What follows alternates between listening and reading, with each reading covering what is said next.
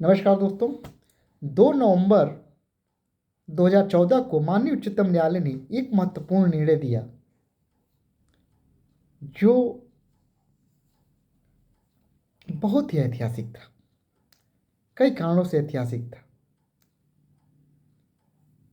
ये निर्णय था अवनीश कुमार बनाम बिहार राज्य। आप यदि लॉ प्रैक्टिशनर्स हैं, जुडिशियल ऑफिसर्स हैं या लॉ से जुड़े हुए हैं तो आप इस रूलिंग के बारे में ज़रूर जानते होंगे, क्योंकि जब भी गिरफ्तारी की बात आती है, जब भी रिमांड की बात आती है, तो अवनीश कुमार की विधि व्यवस्था तुरंत हमारे संज्ञान में आ जाती है और हम उसके परिप्रेक्ष्य में देखते हैं कि क्या रिमांड विसंगत है या नहीं। मित्रों, अनुच्छेद 21 भारतीय संविधान व्यक्ति को दैहिक स्वतंत्रता का, वैयक्तिक स्वतंत्रता का अधिकार प्रदान करता है। गिरफ्तारी हमारे व्यक्तिक स्वतंत्रता के अधिकार को, अगर गिरफ्तारी निरुद्धि होती है तो व्यक्तिक स्वतंत्रता का अधिकार प्रभावित होता है। तो ये जरूरी है कि अनावश्यक गिरफ्तारी ना हो। माननीय उच्चतम न्यायालय ने इस निर्णय में इसी बात पर जोर दिया, क्योंकि अक्सर देखा गया कि कानून का बहुत दुरुपयोग हो रहा है और कई मामलों में जहाँ गिरफ्तारी की आवश्यकता नहीं भी होती है वहाँ भी पुलिस गिरफ्तार कर लेती है। जैसे कि प्रकरण आ रहा है, मान लीजिए हम अवनीश कुमार के प्रकरण को समझते हैं। क्या था, एक महिला ने अपने पति के विरुद्ध, अपीलार्थी अवनीश कुमार के विरुद्ध उनकी पत्नी ने एफआईआर पंजीकृत कराया 498 और दहेज अधिनियम, दहेज प्रतिषेध अधिनियम की धाराओं के अंतर्गत। अवनीश कुमार जब अग्रिम जमानत के लिए सेशन कोर्ट गए तो सेशन कोर्ट ने उसको अग्रिम जमानत देने से इनकार कर दिया उनको, और माननीय उच्च न्यायालय ने भी उनके अग्रिम जमानत प्रार्थना पत्र को अस्वीकार कर दिया। तब वो माननीय उच्चतम न्यायालय में पहुंचे। माननीय उच्चतम न्यायालय ने पाया कि दहेज प्रताड़ना संबंधी जो मामले आ रहे हैं, महिला उत्पीड़न संबंधी जो ये इस तरह के मामले आ रहे हैं 498 या 3/4 DP एक्ट संबंधित, उसमें उसका दुरुपयोग बहुत है। इसमें कई बार महिलाएं अनावश्यक रूप से ससुराल पक्ष को, अपने पति को इस तरह से मामलों में वो करती हैं। तो इन्हीं मामलों इसका जो आकलन था उनका ये था कि भाई अधिकांशतः मामलों में कंप्रोमाइज हो जा रहा है, या फिर अधिकांशतः मामलों जो दोष सिद्धि का जो दर था इसमें बहुत कम था। तो माननीय उच्चतम न्यायालय ने अवनीश कुमार बनाम बिहार राज्य में 2 सदस्यीय जो पीठ थी उसने कुछ मार्गदर्शक सिद्धांत गिरफ्तारी के संबंध में तय किए, जिसका अनुपालन पुलिस अधिकारियों एवं जुडिशियल ऑफिसर्स को करना था। तो आइए हम लोग देखते हैं कि अवनीश कुमार बनाम बिहार राज्य में माननीय उच्चतम न्यायालय ने क्या दिशा निर्देश दिए थे। माननीय उच्चतम न्यायालय ने जो दिशा निर्देश दिया वो इस प्रकार है। जो पहला दिशा निर्देश था उसमें माननीय उच्चतम न्यायालय ने कहा कि प्रत्येक राज्य सरकार अपने पुलिस अधिकारियों को यह निर्देश दे कि वो 498A या 3/4 DP इस तरह के मामले पंजीकृत होते ही स्वतः गिरफ्तार न करे अभियुक्त को, बल्कि 41 के जो पैरामीटर्स बनाए गए 41 CRPC, सेक्शन 41 CRPC में जो गिरफ्तारी के पैरामीटर्स हैं, उस पैरामीटर्स के अंतर्गत गिरफ्तारी की आवश्यकताओं को देखने के बाद ही वही गिरफ्तारी करे, और यदि गिरफ्तारी की आवश्यकता है तो उन कारणों को भी उल्लेख करे कि कौन से कारण हैं। इसमें जो दूसरा दिशा निर्देश था वो ये था कि प्रत्येक पुलिस अधिकारी को 41 1B सेकंड में, ये था जो निर्दिष्ट, जो उसमें 41 1B सेकंड में जो चेकलिस्ट दिया गया है उसको उपलब्ध कराया जाए प्रत्येक पुलिस अधिकारी को, जिसे पूरा करके संबंधित पुलिस अधिकारी उन कारणों तत्वों को दर्शित करेगा जिसके कारण गिरफ्तारी आवश्यक है। अर्थात गिरफ्तार करने वाला पुलिस अधिकारी गिरफ्तारी के कारणों को 41 1B के परिप्रेक्ष्य में उसको उल्लिखित करेगा, और ये मैकेनिकली नहीं होगा, यंत्रवत गिरफ्तारी नहीं होगी। आप कुछ भी कारण लिख दो रिटर्न पे और गिरफ्तार कर लो, ऐसा नहीं होगा। उसके पीछे युक्त कारण होना चाहिए।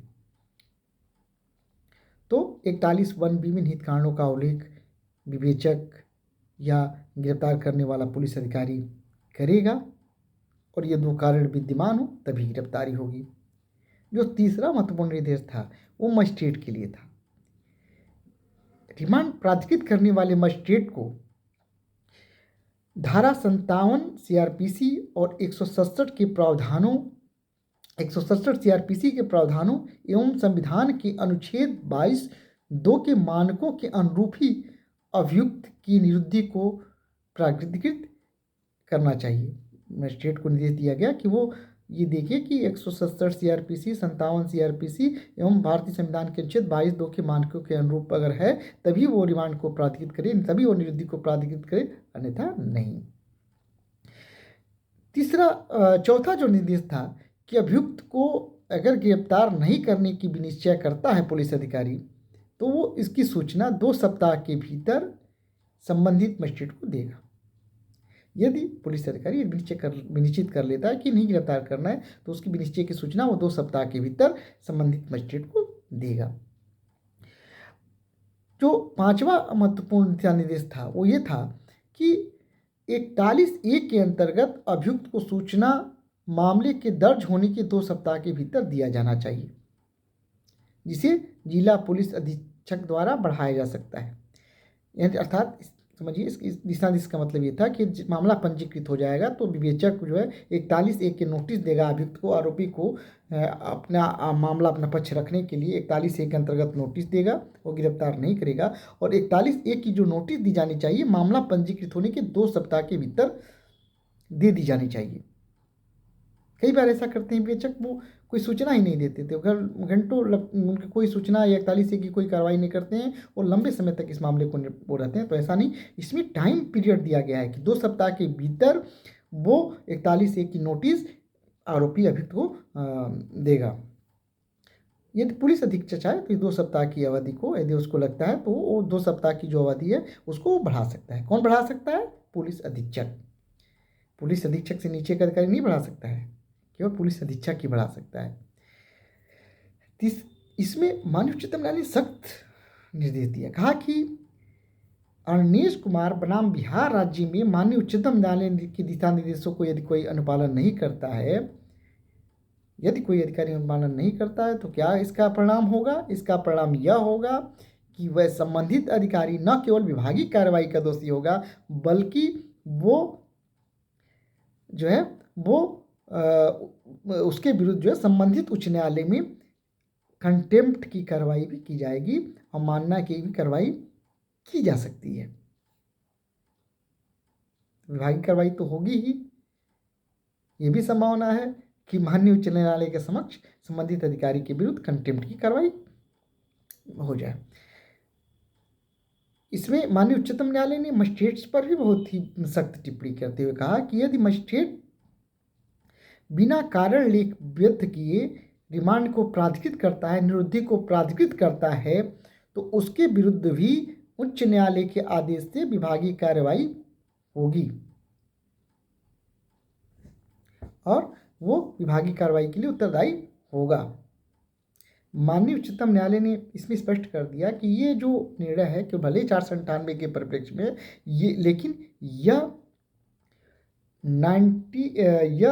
7 वर्ष से कम के समस्त मामलों में, 7 वर्ष की कम के जितने भी मामले हैं उन सभी मामलों में यह दिशा निर्देश लागू होंगे और पुलिस को, न्यायिक मजिस्ट्रेट्स को, पुलिस अधिकारियों को इसका अनुपालन करना होगा। इसके लिए न्याय मित्र भी नियुक्त किया गया इसके लिए, और न्याय मित्र ने रिपोर्ट दिया माननीय उच्चतम न्यायालय, माननीय उच्च न्यायालय में कि मध्य प्रदेश में दिशा निर्देशों का अनुपालन नहीं हो रहा है, वहाँ कार्रवाई हुई। उत्तर प्रदेश के परिप्रेक्ष्य में भी आपको ध्यान होगा कि अगस्त 2022 में कुछ पुलिस अधिकारियों को माननीय उच्च न्यायालय ने इसलिए दंडित किया क्योंकि उन्होंने अनिश कुमार की रूलिंग को में दिए गए सिद्धांतों को नहीं लागू किया था।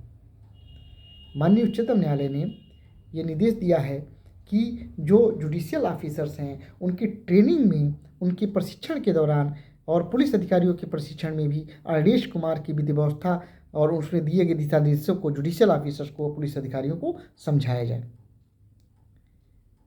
मुझे उम्मीद है दोस्तों कि आदेश कुमार बनाम बिहार राज्य में दिए गए दिशा निर्देशों से आप अवगत हो गए होंगे। मुझे उम्मीद है दोस्तों कि यह जानकारी आपको अच्छी लगी होगी। यह जानकारी अच्छी लगी तो इसे लाइक करें। यदि आपकी क्वेरी हो तो कमेंट बॉक्स में ज़रूर कमेंट करें।